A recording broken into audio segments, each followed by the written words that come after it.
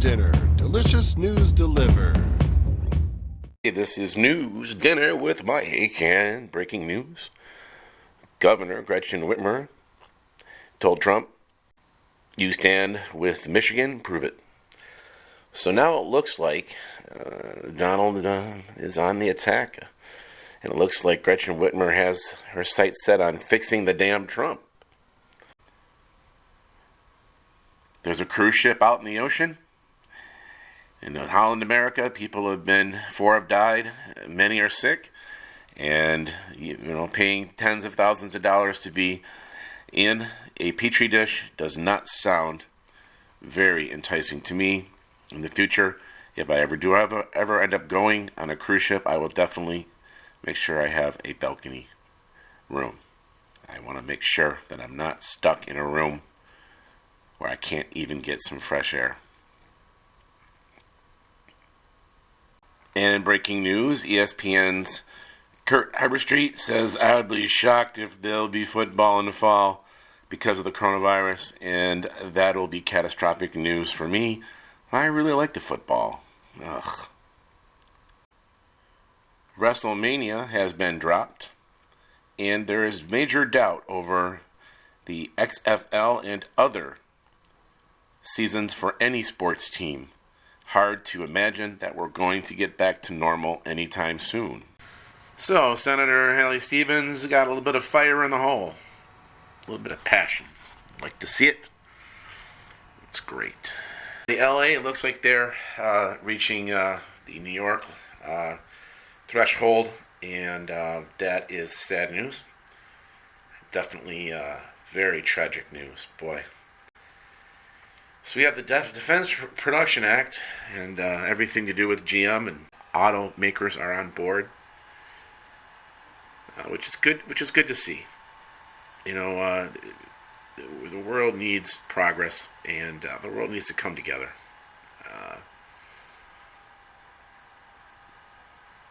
And in inevitable news, Biden mentions that we should all be on lockdown. Okay, this should have been done immediately. And the replication of this it's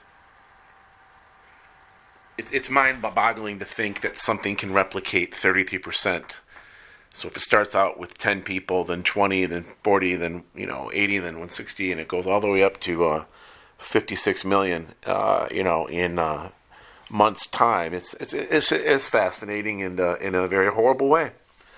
I've been looking at a lot of the science journals and a lot of the research and stuff, and some experts are saying things can live on surfaces for 9 days.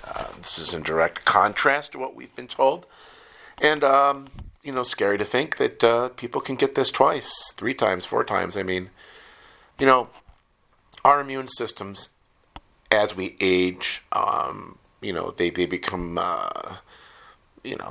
they just become less and less effective, and they fight things. Your immune system, basically dies, and it's a horrible way to say it.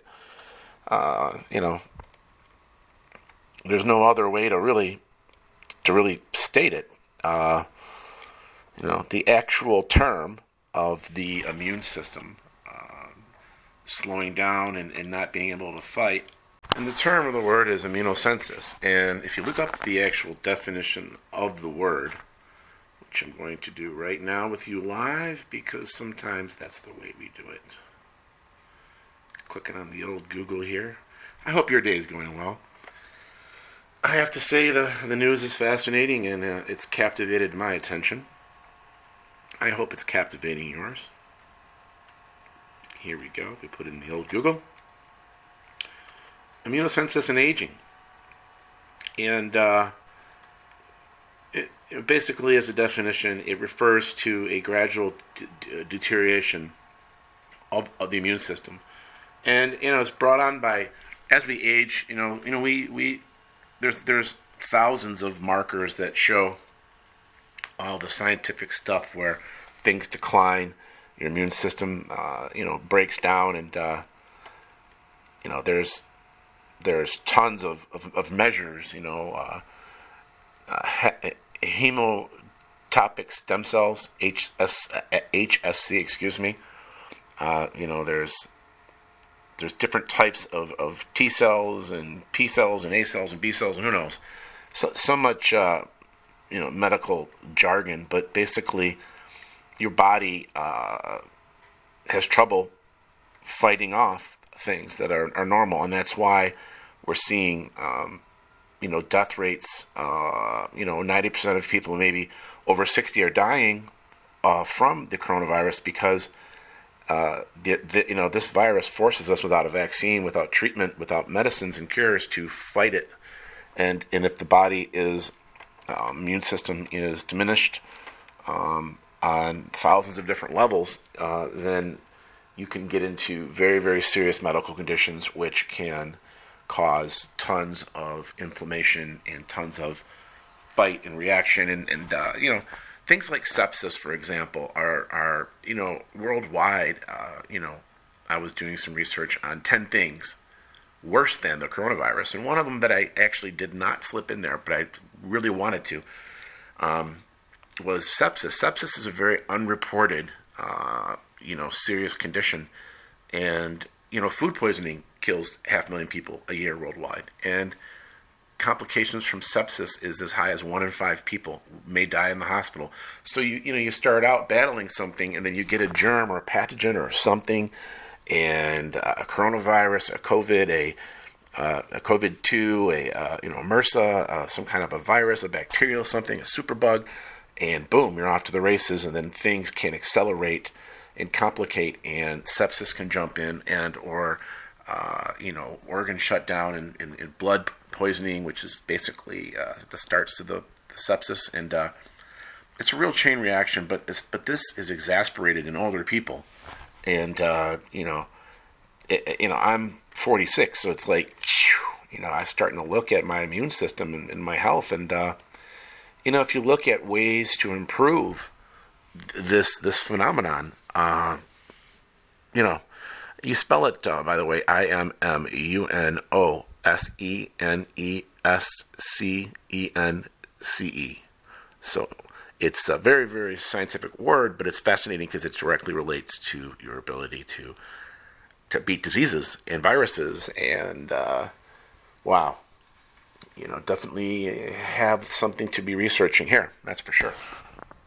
So as I listen to experts talk about the coronavirus and the implications of the aerosol transmissions, when you have people gathering in buildings together and singing and speaking and breathing, the transmissions in the air are extraordinary.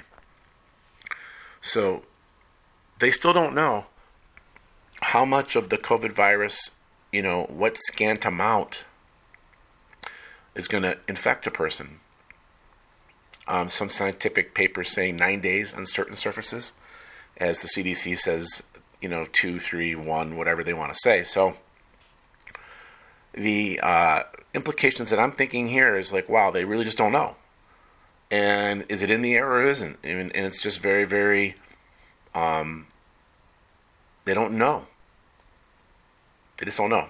So, what I'm saying here is, as the, president and other people say, we're going to get back to business very soon. We got to get back to work. We got to get back to normal. I just wonder what kind of a beast we have here with this virus.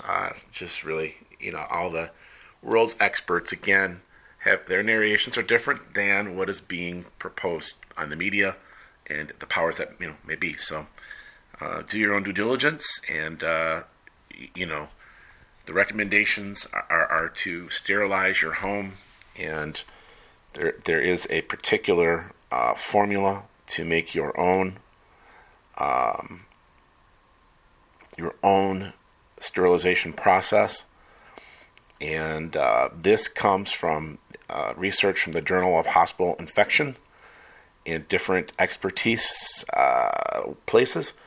And I would have to believe them. And you want to be cleaning with a solution that's 62 to 72% ethanol, which is very strong.